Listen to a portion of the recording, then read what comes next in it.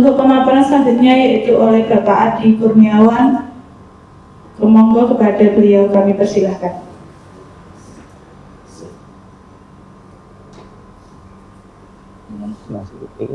Oh ya. Ya, kira-kira siap. Cek.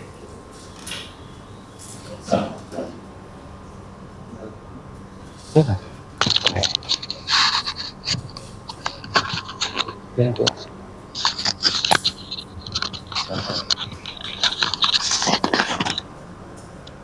Cek. Assalamualaikum warahmatullahi wabarakatuh. Saya ucapkan terima kasih atas kehadiran teman-teman sejawat. Kami akan mempersembahkan hasil pembelajaran kami selama 3 bulan, yaitu PKG PJOK, yaitu rencana pembelajaran berbasis proyek. Nah, saya di sini akan menampilkan pembelajaran bulu tangkis melalui SEM. SEM ini mungkin sesuatu yang baru. SEM itu adalah singkatan dari Sport Education Model, yaitu dengan pemanfaatan aset sekolah. Apa itu sebenarnya SEM itu? Nah, SEM yaitu model pembelajaran di mana siswa itu tidak hanya mempelajari teknik dasar saja, tetapi siswa mempelajari secara keseluruhan, yaitu menyelenggarakan suatu pertandingan atau kompetisi. Jadi dengan adanya SEM itu mungkin anak akan lebih tertarik lagi karena ini sesuatu yang baru. Kemudian latar belakangnya di SMK Negeri 3 Jepara ini memiliki aset yang luar biasa. Kemudian aset itu dapat dimanfaatkan dalam proses pembelajaran yang berpihak pada murid, sehingga murid itu memiliki tingkat kebugaran jasmani yang tinggi atau yang baik. Salah satu aset terbesar di SMK 3 yaitu aset manusia. Kita memiliki aset yang luar biasa, kita memiliki kepala sekolah yang kompeten, memiliki bapak ibu guru yang kreatif, inovatif, serta memiliki siswa yang memiliki motivasi yang tinggi. Sehingga ini istilahnya sejalan dan mempermudah kita dalam mencapai tujuan pembelajaran. Kemudian untuk tujuan dari program SEM, pembelajaran melalui SEM ini, yang pertama yaitu mendorong siswa untuk aktif mempelajari teknik olahraga badminton, tidak hanya teknik dasar saja, tetapi dengan peraturan pertandingan. Kemudian mengajarkan nilai kerjasama, disiplin, berpikir kritis melalui aktivitas olahraga secara kelompok. Karena memang di sini harus membuat proyek, siswa mau tidak mau harus belajar mempelajari lebih dalam lagi. Kemudian yang ketiga yaitu melatih siswa untuk bertanggung jawab terhadap tanggung jawab yang diberikan dalam pembelajaran olahraga. Ini misalnya si A mendapat tugas sebagai wasit, si B mendapat tugas sebagai main, si C medis, si D pelatih dan lain-lain. Sehingga siswa ini memiliki rasa tanggung jawab terhadap tugas apa yang telah diberikan kepadanya.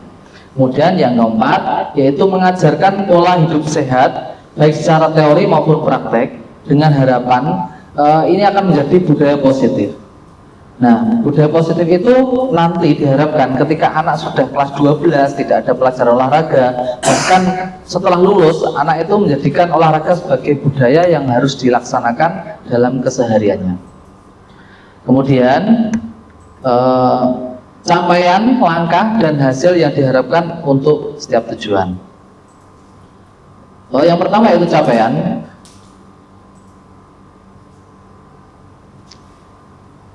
Capaian yang diharapkan yaitu meningkatkan kemampuan teknik bulu tangkis. Ini anak akan berusaha untuk mempelajari bagaimana sih teknik bulu tangkis yang benar itu. Kemudian yang kedua yaitu menguasai peraturan pertandingan, karena memang harus menyelenggarakan suatu pertandingan. Jadi kalau anak tidak paham bagaimana cara melakukan servis, hitungan poinnya bagaimana, itu nanti anak akan kesulitan. Kalau anak tidak tahu, mereka akan termotivasi bagaimana sih caranya, saya ingin bisa. Kemudian yang ketiga, siswa berpikir kritis, bekerja sama, karena memang ini adalah tim penyelenggara pertandingan, dan siswa akan bertanggung jawab terhadap tugas yang telah diberikan padanya. Kemudian untuk langkah Langkah-langkah yaitu yang pertama, kami akan berkoordinasi dengan kepala sekolah karena ini menggunakan area sekolah. Yang kedua, merencanakan program dengan kompel sekolah, yaitu dengan Bapak Ibu Guru selaku komunitas belajar di SMK Negeri 3 Jepara. Dan yang ketiga, mensosialisasikan dengan siswa kelas 11 semua jurusan. Ini terutama yang saya ajar. Jadi ini target saya yaitu kelas 11 yang saya ajar. Kemudian melaksanakan program, dan yang terakhir melakukan evaluasi dan refleksi. Kemudian hasil yang diharapkan yaitu guru memberikan kesempatan kepada siswa untuk mempelajari teknik dan peraturan permainan badminton. Jadi memang di sini kita memberikan kebebasan siswa untuk menentukan cara belajarnya, dan belajar tidak hanya dari kita selaku Bapak Ibu Guru, tapi mereka punya kesempatan untuk belajar di tempat lain. Kita tinggal mengarahkan saja.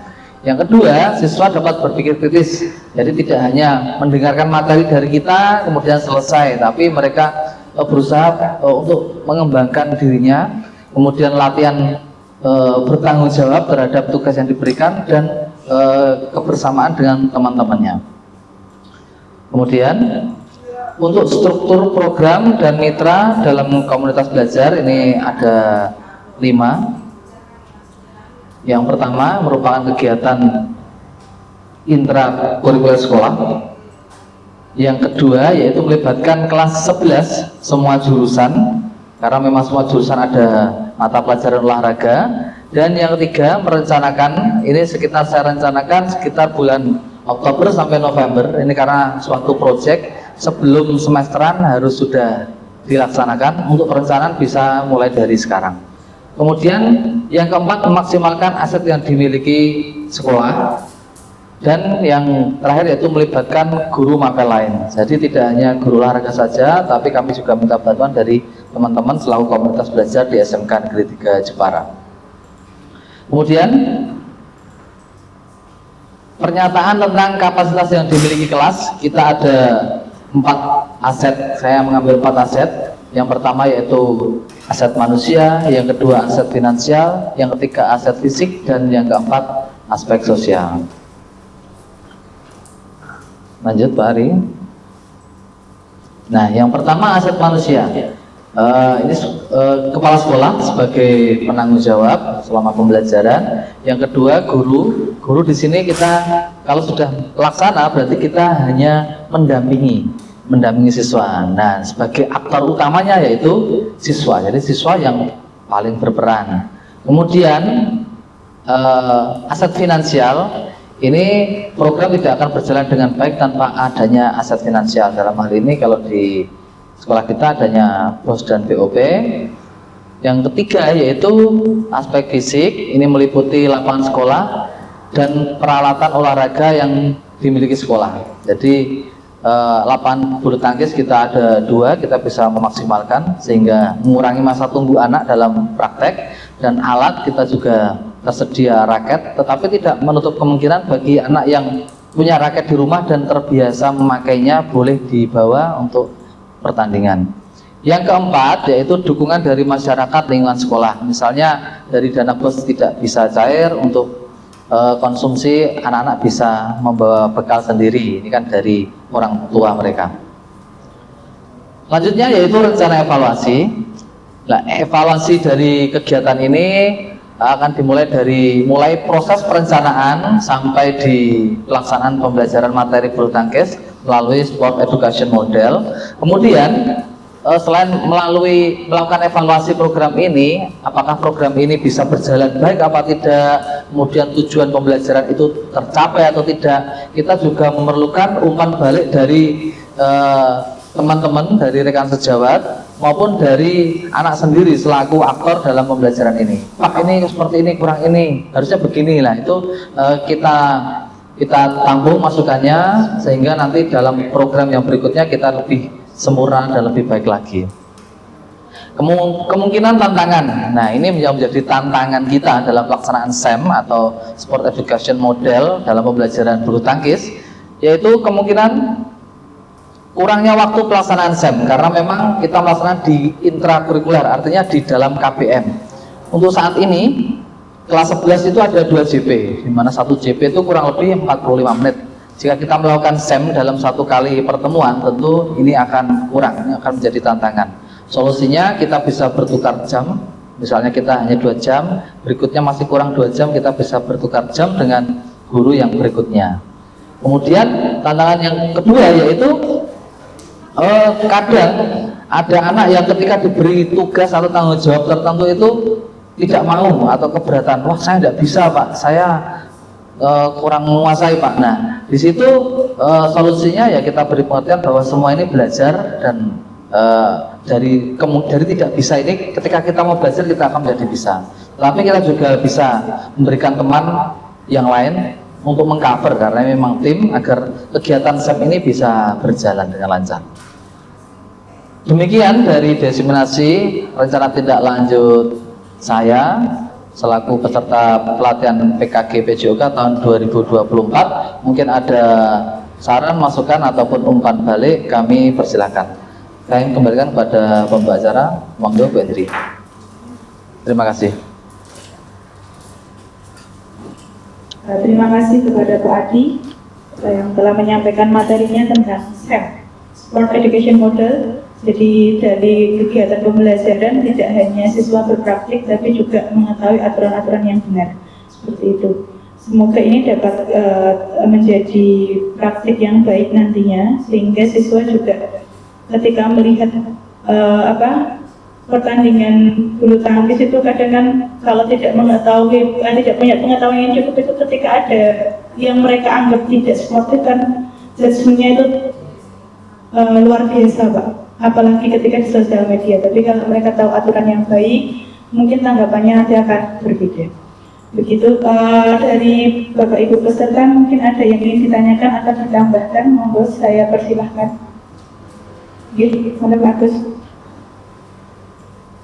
Selamat siang, Assalamualaikum warahmatullahi wabarakatuh. Waalaikumsalam warahmatullahi wabarakatuh.